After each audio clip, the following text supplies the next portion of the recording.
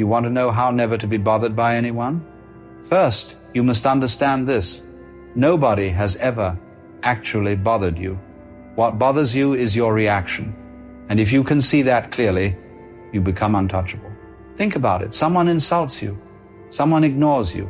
Someone cuts you off in traffic. Immediately, you feel disturbed. But what caused the disturbance? Their action or your interpretation of it? The truth is, people behave as they do. But your suffering begins the moment you give their behavior the power to define your state of mind. Have you noticed how selective this is? A stranger mutters something rude, and you shrug it off. But if the same words come from your partner, your boss, your parent, it cuts deep. Why? Because you give those people weight in your story of yourself.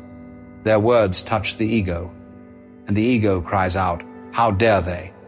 To never be bothered, you must see this connection. It is not what they say, it is how tightly you cling to the idea of yourself. Loosen that grip, and suddenly their words are just sounds in the air. There is a story of a monk. A villager shouted at him, cursed, mocked him for hours. But the monk stood calmly, smiling. When asked later why he did not get angry, he replied, "If someone offers you a gift and you do not accept it, to whom does it belong? Insults are gifts you do not have to take. If you refuse them, they remain with the giver." Now imagine living like that. The world could shout and you could simply walk on, untouched, because you know the noise is theirs, not yours. That is real freedom. Freedom is not found in controlling others. Try as you may, you cannot stop people from being rude, judgmental, or ignorant. They will be as they are. The only freedom worth having is the freedom to choose your response, to laugh instead of lash out, to walk away instead of fight, to breathe instead of burn. This is how you never get bothered, not by silencing the world, but by understanding your power lies in what you make of it. The waves will crash, you can drown in them, or you can learn to surf. Now let me ask you, why do you let people live rent-free in your head? Someone upsets you in the morning, and by evening, you are still replaying it, polishing the wound, telling the story again and again. They may have forgotten. They are asleep in their bed while you are still arguing with their ghost in your mind. Who is bothering you now? Not them, it's you. The chains are self-made. The door is unlocked. To be unbothered, you must notice how much of your suffering is just you continuing the conversation long after it has ended. But of course, it's not just strangers, is it? The ones who bother you most are the ones closest to you, your family, your friends, your partner. Why? Because you expect them to act according to your script. When they don't, you feel betrayed. Yet, can you see, they never agreed to follow your script. They are improvising, just like you. The reason they bother you is because you demand they be different than they are. The moment you drop the demand, the burden disappears. They may still behave foolishly, but your peace is no longer tied to their performance. Imagine if you let people be exactly as they are, not trying to change them, not trying to fix them, not even demanding that they understand you. Then you are free, because their behavior can rise and fall like the weather, and you remain steady. This is not indifference, it is clarity.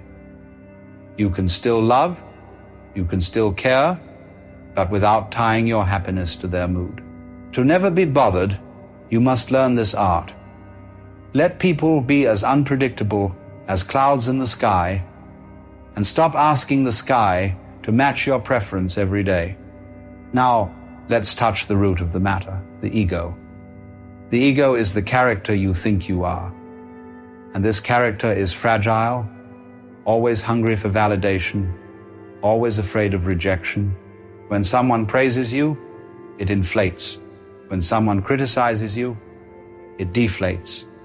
You are like a balloon in their hands.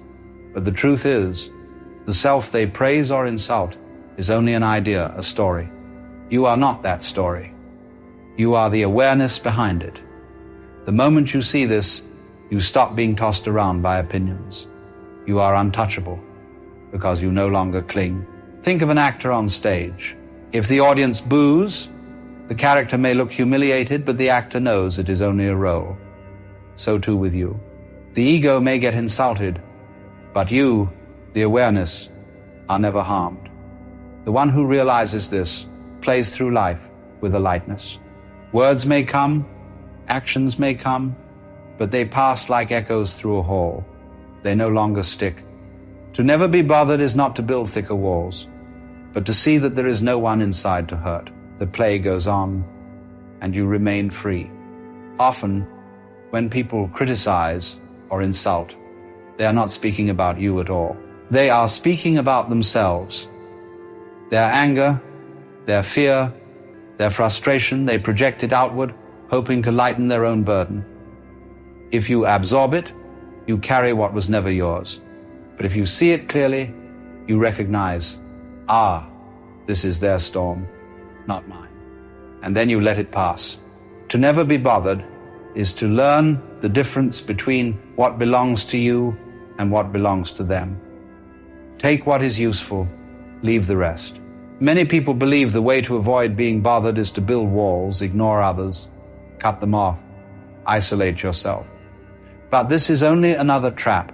If you must shut yourself away to be at peace, you are not free, you are fragile. True freedom is to stand in the marketplace, hear the noise, see the chaos, and remain centered. To be still in the storm.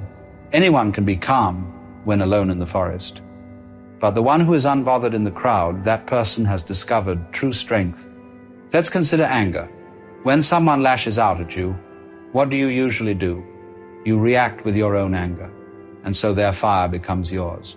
But who is really in control then? They are. They light the flame, and you carry it. But imagine instead letting the flame burn out before it touches you. Silence sometimes is more powerful than reply. Laughter sometimes is sharper than insult. To never be bothered is to learn the art of not catching every fire that is thrown your way. Some fires only burn if you pick them up. Think of water. When you strike it, it does not resist, it yields. And in yielding, it cannot be harmed. The sword that cuts through water gains nothing. So too with you. If you can be like water, soft, flexible, unresisting, then nobody can truly wound you. They may shout, insult, mock, but you remain fluid, moving, unshaken. This is not weakness. It is the highest strength. For stone can be broken, but water flows around every obstacle. To never be bothered, you must learn to flow. Another secret is this. People bother you because you expect them to be wise when they are not, kind when they are not, patient when they are not. But have you noticed? You too are not always wise, kind, or patient. Why demand from others what you cannot always give yourself? When you accept human beings as fallible, as clumsy travelers just like you, their mistakes lose their sting. The rude driver, the harsh word, the foolish decision all become less personal, more understandable. Compassion replaces irritation, and compassion cannot be bothered. A man once asked a sage, "How do you stay calm when people insult you?" The sage replied, "If a dog barks at you, do you bark back?" The man laughed. "Of course not." And the sage said, "Then why bark back when a man does?" The point is not to dehumanize others, but to realize how little sense it makes to give away your peace so cheaply. When someone barks, let it be. You don't need to prove yourself with noise. Silence is often the loudest answer. Now, here is something deeper. What if the people who bother you are actually your teachers? Think of it. The one who irritates you is showing you exactly where you are, not free. They reveal the buttons still inside you. Without them, you might believe you were enlightened, but they test you. They show you your edges. If you use these moments, you grow. Instead of saying, "They ruined my day," you say, "They showed me my work."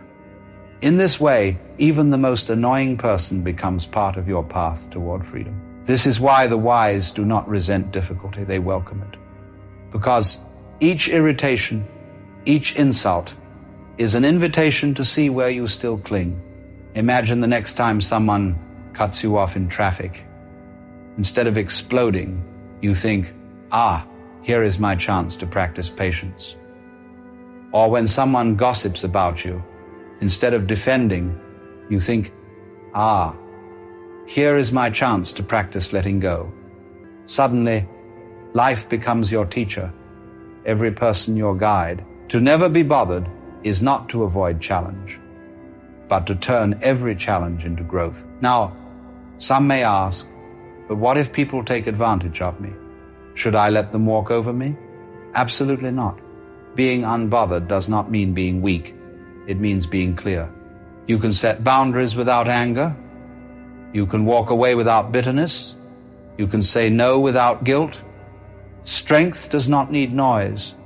A mountain does not argue with the wind, it simply stands. The person who is never bothered is not a doormat. They are solid, calm, unmovable. And from that stillness, their yes and no carry far more weight. Think of the strongest people you know. They do not explode at every insult. They do not crumble at every rejection. They smile, they breathe, they carry on, and in their presence, others feel calmer too. Your peace is not only for you, it is contagious. When you are unbothered, you give others permission to put down their weapons as well. A room full of anger can be softened by one calm soul. And that calm soul could be you, if you refuse to be drawn into the madness of reaction. So how do you practice this? Practically.